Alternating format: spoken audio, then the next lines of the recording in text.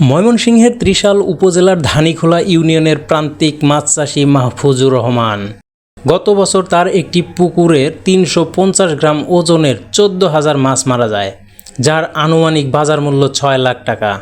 চলতি বছরের শুরুতে তার আরেকটি পুকুরের ১০ টন শিং মাছ মারা যায়, যার বাজার মূল্য আনুমানিক ২০ লাখ টাকা।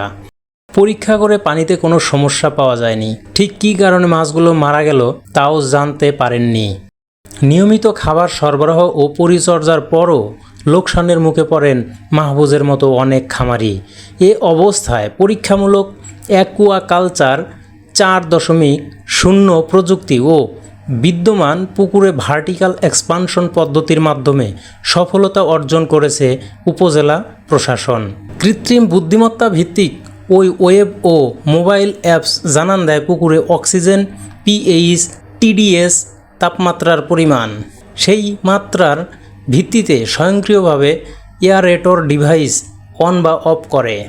অ্যামোনিয়ার পরিমাণ বাড়ল কিনা সেটা জানানোর সঙ্গে সঙ্গে এর পরিমাণ বেড়ে গেলে স্বয়ংক্রিয়ভাবে ড্রেনেজ পাম্প অন করে পুকুরের তলদেশের বর্জ্য পদার্থ কমাতে কাজ করে। মাছের প্রজাতি অনুসারে কখন কী পরিমাণ খাবার প্রয়োজন সেটা জানা যায়। সে অনুযায়ী স্বয়ংক্রিয় ফিডার মেশিন খাবার দেওয়ার ব্যবস্থা করে। এসবে মানুষের কোনো ধরনের হস্তক্ষেপ প্রয়োজন পড়ে না।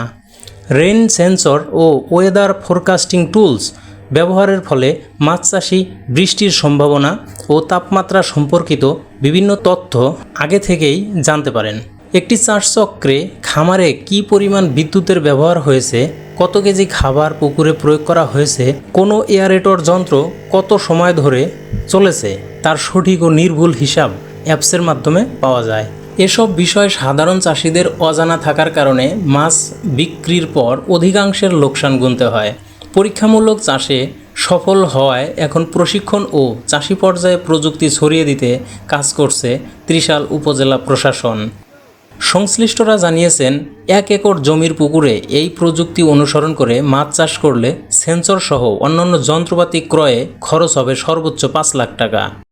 এ প্রকল্পের টেকনিশিয়ান রনি সাহা বলেন, এখানে আসলে আমাদের কিছু সেন্সর ডেভেলপ করা হয়েছে আর একটা অ্যাপস তৈরি করা হয়েছে এই কারণেই যে আসলে পুকুরে কখন কি সমস্যা হয়, কখন অক্সিজেন লেভেল নেমে যায়, বিভিন্ন পিএইচ লেভেল নেমে যায়, টেম্পারেচার লেভেল নেমে যায়, এটা সাধারণ চাষিরা আসলে বুঝে না। এটা ডেভেলপ করা হয়েছে এই কারণেই চাষিরা যেন তার বাসায় বসে অ্যাপসের মাধ্যমে সেটা দেখতে পারে, মনিটর করতে পারে এবং এই অ্যাপ নিজেই ডিসিশন দিবে যে কখন পুকুরে কখন এয়ারেটর চলবে বা কখন ফিডার চলবে। এখানে চাষিরা আসলে কোনো টেনশন করতে হবে না। এটা পুকুরে কোনো কারণে যদি অ্যামোনিয়া বেড়ে যায় নিজেই সেটা অ্যামোনিয়া দূর করার জন্য এয়ারেটর চালিয়ে দিবে। যদি কখনও তাপমাত্রা বেড়ে যায় সেটা নিজেই এয়ারেটর চালিয়ে তাপমাত্রা নিয়ন্ত্রণে আনবে। এখানে চাষির আসলে ভয় যে থাকে যে আমার পুকুরে লস হইতে পারে, পুকুর থেকে আমার কাঙ্ক্ষিত উৎপাদন না আসতে পারে, সেই জিনিসটা অনেকাংশেই কমিয়ে নিয়ে আসবে। আর বিভিন্ন সময় আর একটা গুরুত্বপূর্ণ বিষয় হলো বিভিন্ন সময় ভ্যান্ডালিজম, মানে মানুষ পুকুরে বিষ প্রয়োগ করে, সেই কারণে অনেক ক্ষতি হয়ে যায়। যে তার প্রতিকার কী আমরা অনেক সময় জানতে পারি না, কখন বিষ প্রয়োগ করেছে সেটা আমরা বুঝতে পারি না। যখন আমরা পুকুরে এই ডিভাইসগুলো ব্যবহার করব তখন আমার অ্যাপসের মাধ্যমে আমরা ডাটা পাবো যে আমার পুকুরে কোনো ধরনের দুর্ঘটনা ঘটেছে এবং সেই অনুযায়ী পুকুরের এয়ারেটরগুলো চালু হয়ে যাবে এবং তার ফলে তৎক্ষণাৎ মাছগুলো একটা স্বস্তিকর পরিবেশ পাবে, যে কারণে চাষি বড় ক্ষতির হাত থেকে তথা মাছের মৃত্যুর হাত থেকে পুকুরকে রক্ষা করতে পারবে। এখানে পুকুরে আমাদের আইওটি বেসড সেন্সর ডেভেলপ করা হয়েছে, যেটাকে আমরা বলি অ্যাকুয়াকালচার 4.0। এখানে আমাদের আছে oxygen sensor, pH sensor, temperature sensor, আছে হলো রেইন সেন্সর, সাথে যোগ করা আছে অ্যামোনিয়া সেন্সর। এগুলোর থেকে আমাদের ডাটা আসে আমাদের সার্ভারে, যেখানে আমাদের এআই ডাটাগুলোকে প্রসেস করে, অ্যানালাইজ করে এবং M2M কমিউনিকেশনের মাধ্যমে মেশিনগুলোকে মেসেজ কনভে করে যে কোন মেশিন কখন আসলে চলবে, কোন এয়ারেটর কখন চলবে, কখন ফিডার চলবে পুকুরে। সেটা চলে আসলে রিয়েল টাইম ডাটাবেস, যে পুকুরের ডাটার অনুযায়ী অটোমেশন।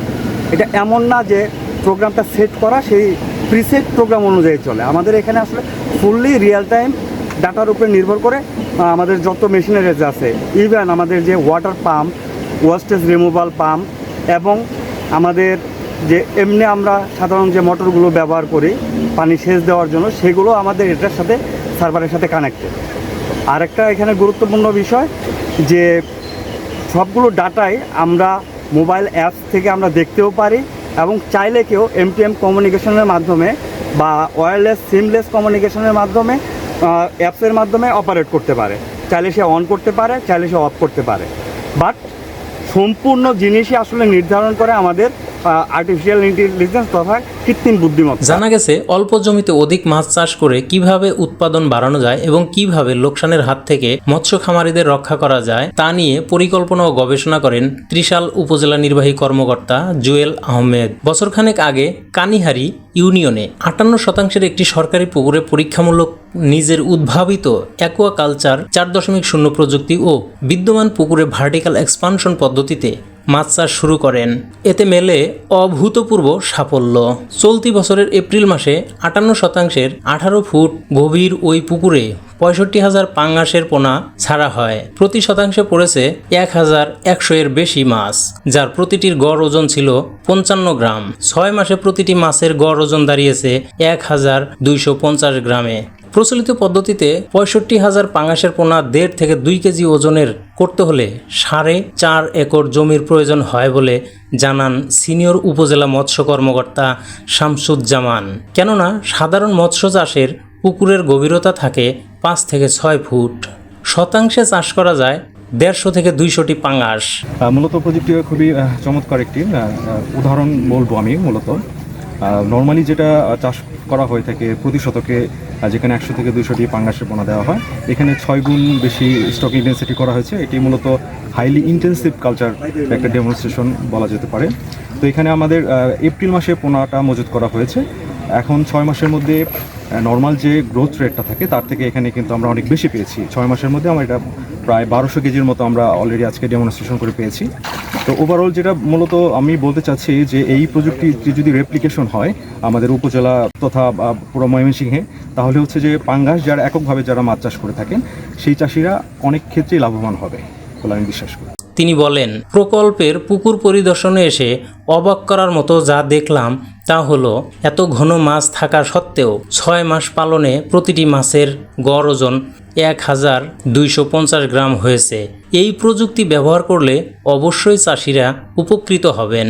উপজেলা নির্বাহী কর্মকর্তা জুয়েল আহমেদ জানান, আসলে আমাদের একটি পুকুরে কাজ পুকুরে এই প্রকল্পটি নিয়ে কাজ করছি আমরা।